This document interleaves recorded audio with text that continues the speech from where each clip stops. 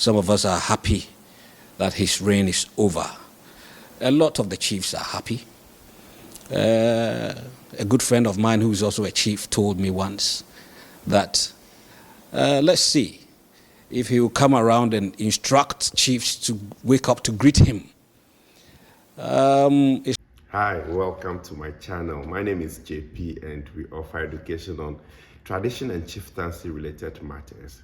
The video we just watched at the beginning was the Krontini of the Achim Esum in the eastern region, where he expressed his dissatisfaction about how chiefs were instructed to get up to greet the president. So this was in the news previously, and it's in the news again. And when such things come in the news, it's also prudent for us to offer some level of education to let the public know at what point who ought to get up to greet the other person.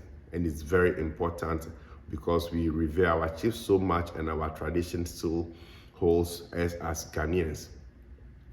I would first of all say that I also condemn how the chiefs were instructed to get up to greet the president. Though I disagree how it was done, I blame the protocol officers, or I'll lay the blame squarely at the doorstep of the protocol officers, of the handlers of the president, as well as the district assembly or the regional coordinating council. So at what point must a chief get up to greet a president? So when there is an administrative function where they are meeting at a neutral place, where the president is the highest person invited to that occasion, the president will be the last person to arrive at the scene. And when that happens, every chief, everyone seated, must be made to stand up to arrive or receive the president, and the president moves around to exchange pleasantries and also greet all these chiefs. And before that happens, usually the protocol officers need to go ahead of the president, meet the traditional council, where they would lay out and let them understand that when the president arrives, they would expect everybody to get up to greet or to exchange pleasantries with the president, to accord him the respect as the highest person in the country.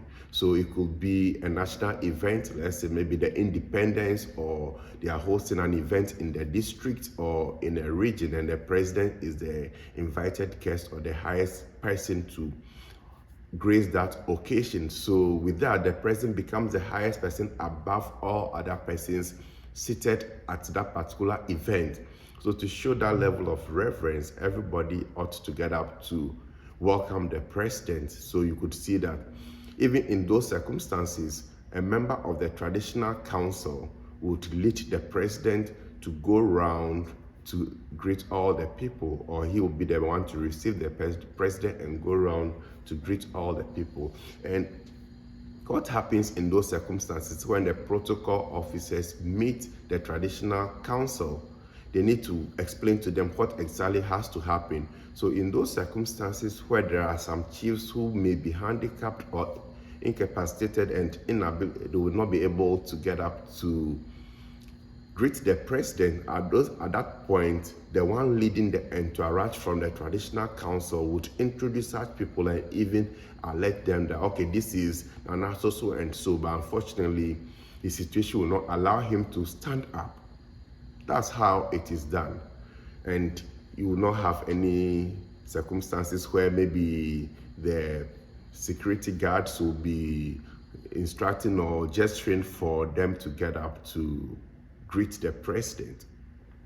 So now let's come to the main issue. At what point must the president also greet the chief while the chief is seated? So when the chief is seated in state, we call it sitting in state. When the chief is seated in state, at that point, he is not supposed to get up to greet the president when the president arrives. He may usually do that out of reverence for the president also. So you see that most of them, when the president comes, he'll get up for them to hug or exchange pleasantries. But when the chief is sitting in state, it means that the chief is in his palace, is in his home, and you, the president, is either visiting him, paying a courtesy call on the president, or maybe it is the chief's festival, so he is seated in state, then the president arrives, he must come and greet the chief. Or there is a funeral and the chief is at that funeral and the paramount chief is seated, the president would have to come and greet the chief. So when the president arrives at that occasion, all he has to do is to be led to the chief, then he would greet the chief. Usually it's also out of respect or reverence for the chief to also get up to exchange pleasantries with the president. So you don't usually see those circumstances when the chief would remain seated for the president to exchange. And it happens at times, but sometimes chiefs are also expected to get up so they could all hug or exchange, some of them having that exchanges or whispering one or two pleasantries in the ears of each other. It's just so nice that it happens that way. But when the chief is seated in state at his own occasion, his festival, or there is a funeral, then the president will have to be led to the chief.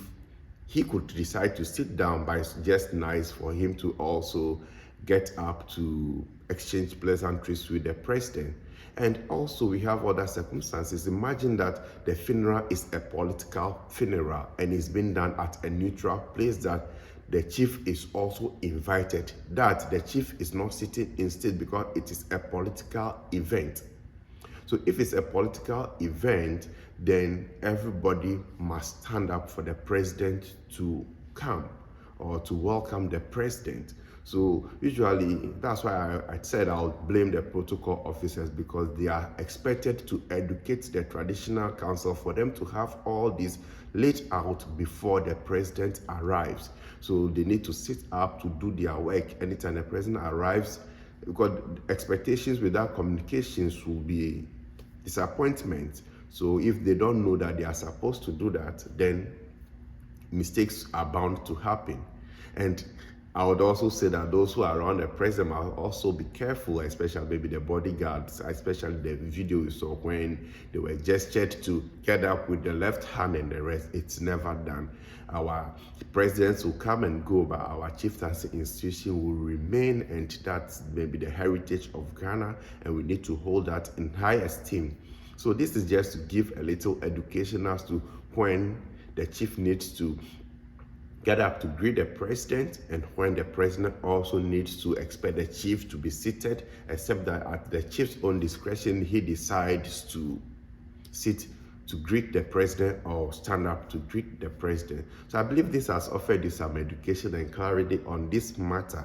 And I hope that going forward, we will not be seeing this in the news where people would vilify or trying to criticize the president for that gesture. It's just nice that respect is mutually exchanged, where the president also expects the chiefs to be up to greet him, but he would also accord all the needed respect without using left hand to gesture them to get up to greet them. Thank you very much for this educative.